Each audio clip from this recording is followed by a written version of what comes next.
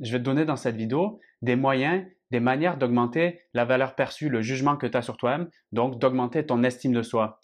Comment on va faire ça? Ben, tout simplement en utilisant le socle de l'estime de soi, de la considération que tu as pour toi-même, à savoir l'amour de soi, l'amour que tu te portes à toi-même. Peut-être que tu fréquentes des personnes, peut-être que tu connais ou vois ce type de personnes qui ont l'air de tout réussir, qui ont l'air d'être portées par cet amour inconditionnel qui leur permettent de réaliser tout ce qu'ils veulent dans leur vie. Il faut savoir que apprendre à s'aimer, c'est quelque chose qui se fait dès le plus jeune âge, qui nous est transmis par nos parents, qui peut être soit donc injecté de manière positive pour une forte réussite, soit injecté comme un virus qui nous entraîne un poison et qui est difficile justement à s'en défaire.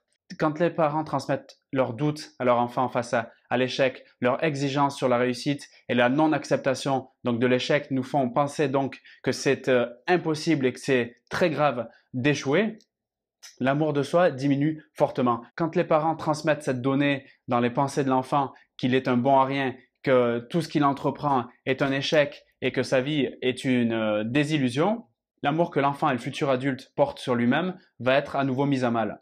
Ces carences affectives peuvent être dramatiques parce qu'elles entraînent le doute sur nos capacités donc à être appréciés des autres, elles entraînent une mauvaise image de soi et elles entraînent aussi le fait de ne pas se sentir à la hauteur dans diverses situations, notamment dans les situations relationnelles.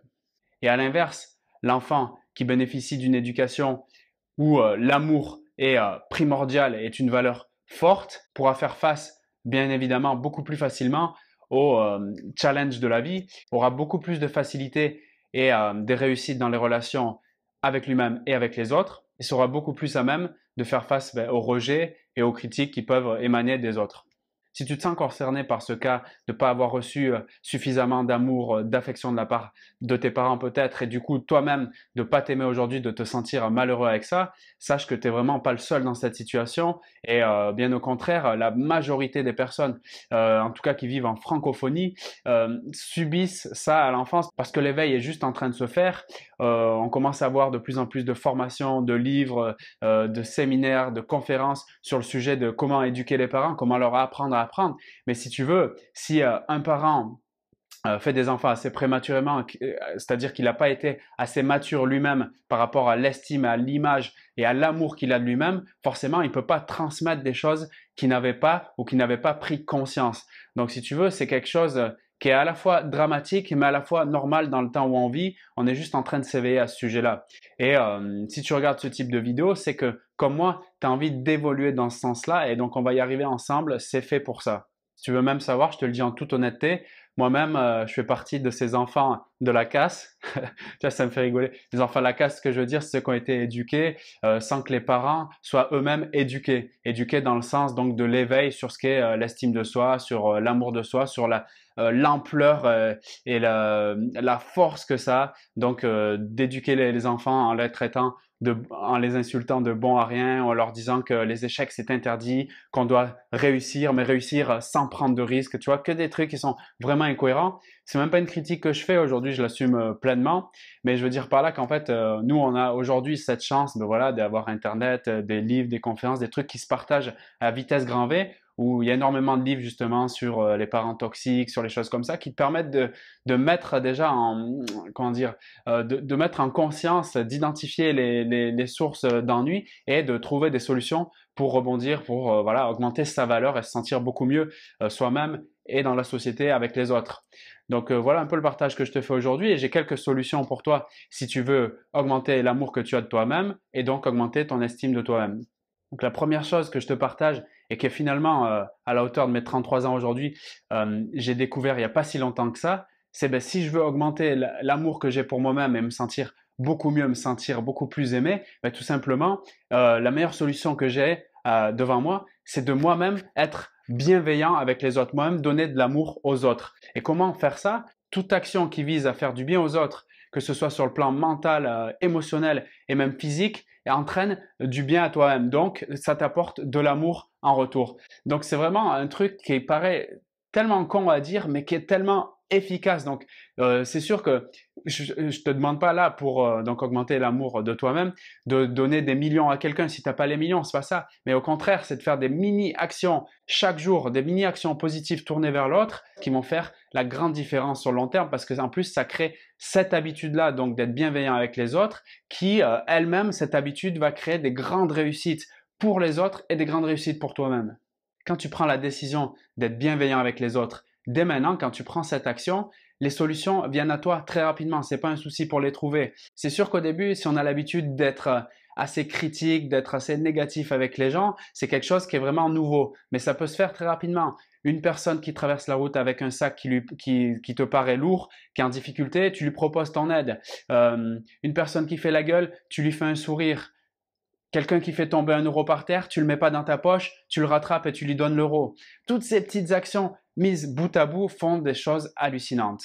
Donc la deuxième solution qui te permet donc de créer de l'amour pour toi et augmenter ton estime de toi de manière générale, eh bien c'est d'être bienveillant avec toi-même. Ça paraît tout con. Oui, de le dire et de ne pas le faire, mais quand on le fait, c'est juste fondamental la différence que ça fait dans notre vie. L'autocritique négative, l'autoflagellation, la dévalorisation de nous-mêmes, tout ça, c'est se dire « je m'aime pas et j'ai envie d'avoir une vie de merde ». C'est fortement dramatique. Donc à chaque fois qu'il y a ce type de pensée automatique qui arrive, il faut les arrêter tout de suite et les tourner de manière positive ou avec des phrases du type je connais cette difficulté, j'en suis conscient, ça me permet de progresser, mais pas de se dire je suis un con, je suis moche, c'est la merde, j'y arrive pas, de toute manière je suis un bon à rien. Toutes ces phrases qui ont été mises dans nos têtes et qui ont été intégrées comme c'est ce que je suis vraiment. C'est très dangereux pour l'amour de soi que de s'autoriser à penser et à croire ces phrases parce que toutes les choses que je pense le plus souvent, je le crois vraiment dans ma réalité. Donc, toutes les phrases qui ont été du genre t'es bon à rien, tu sais à rien, t'es nul, etc., qui nous ont été mis dans la tête, faut vraiment se dire qu'il y a rien de figé là-dedans. Ça peut s'enlever du jour au lendemain si on le décide. Donc, on ne faut pas prendre pour acquis toutes ces pensées qui sont automatiques, qui sont en fait le fruit justement de manque d'estime de soi de la personne qui nous les a apprises. Donc, être bienveillant avec soi-même, c'est sur tous les niveaux, sur tous les plans. C'est-à-dire, ça peut être dans le domaine de la nutrition, par exemple. Est-ce que je donnerai à la personne que j'aime le plus, la personne que j'ai envie de voir vivre le plus longtemps possible sur cette planète, est-ce que je lui donnerai donc de la bouffe merdique? Si je prends conscience que, par exemple, le McDonald's ou la bouffe remplie de graisse, peu importe la bouffe que c'est, si je prends conscience que c'est merdique, est-ce que je lui donnerai sincèrement ça au quotidien dans son assiette? Il faut vraiment se poser ce type de questions. Si tu réponds non fermement, pourquoi tu te donnerais ça à toi-même, donc cette bouffe merdique? Donc c'est ça, être bienveillant avec soi-même. Ça passe par se considérer comme le meilleur ami, la personne qu'on aime le plus. Et la personne qu'on aime le plus, notre meilleur ami, on n'a pas envie de lui donner quelque chose qui lui fait du mal. Donc des mots qui lui font du mal, de la nourriture qui lui font du mal, un sommeil qui n'est pas régénérateur, toutes ces choses-là, c'est des choses à prendre en considération. Est-ce que j'ai envie d'être en bonne santé? Oui, non. Si je réponds oui, je fais tout en sorte pour y arriver. Et toutes les méthodes que je mets en place pour y arriver me permettent de m'aimer plus et donc de me sentir beaucoup plus épanoui avec moi-même et du coup avec les autres. Une autre chose que je voulais te partager pour te permettre de plus t'apprécier, de plus t'aimer toi-même, je sais que la difficulté à prendre des risques pour aller vers des nouveaux horizons, et c'est lié à la peur de l'échec. Et la peur de l'échec, souvent, ça a été inculqué, encore une fois, par nos parents, par notre éducation, par notre environnement. Et bien, une des choses qui permet de plus s'aimer, c'est d'être plus à l'aise face à l'échec, de pas voir l'échec justement comme un échec.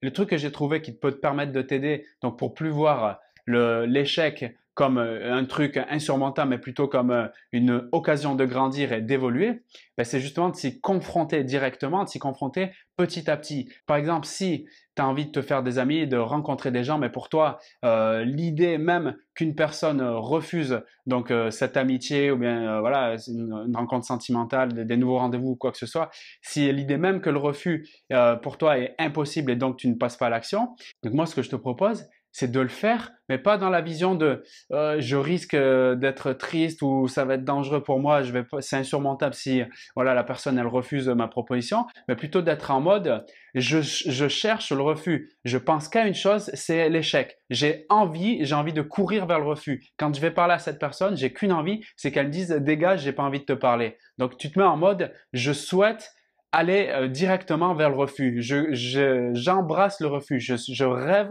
qu'on me dise non. Donc à ce moment-là, quand tu te mets en mode comme ça, c'est beaucoup plus facile donc de résister à la souffrance qui est perçue par l'échec. Parce qu'en vérité, tu acceptes, tu intègres l'idée qu'il n'y a pas d'échec, il n'y a que le plaisir du refus. Et quand tu fais ça, ça devient juste hallucinant ce qui se passe dans sa tête.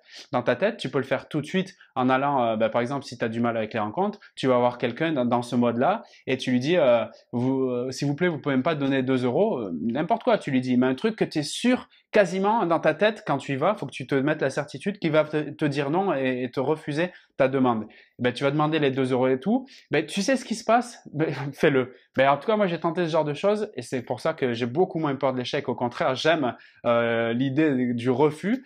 Ben, c'est que je me dis qu'en fait, c'est ce qui s'est passé. Ben, c'est qu'en fait, les gens, souvent, ils vont accepter, sauf si ta demande est extravagante. Mais pour le coup des 2 euros, ben, si tu vas dans l'idée que tu vas être refusé, ben, tu as la plupart des gens qui vont chercher des pièces, qui vont essayer de trouver quelque chose et tu en as même qui te donneront 2 euros. Et c'est ça le plus hallucinant. Donc, en fait, dans ton expérience, ce qui va se passer, c'est que tu vas découvrir qu'en fait, que quand tu dis j'aime le refus, je suis content du refus, ben, bizarrement, tu as des réussites qui arrivent. Donc, ça paraît hallucinant, mais tout simplement, c'est parce que tu es dans un état d'esprit où tu n'es pas en pression et l'état d'esprit de la personne qui est sûr de lui dans sa démarche, ben souvent, ben, les trucs qui lui arrivent, c'est de la réussite.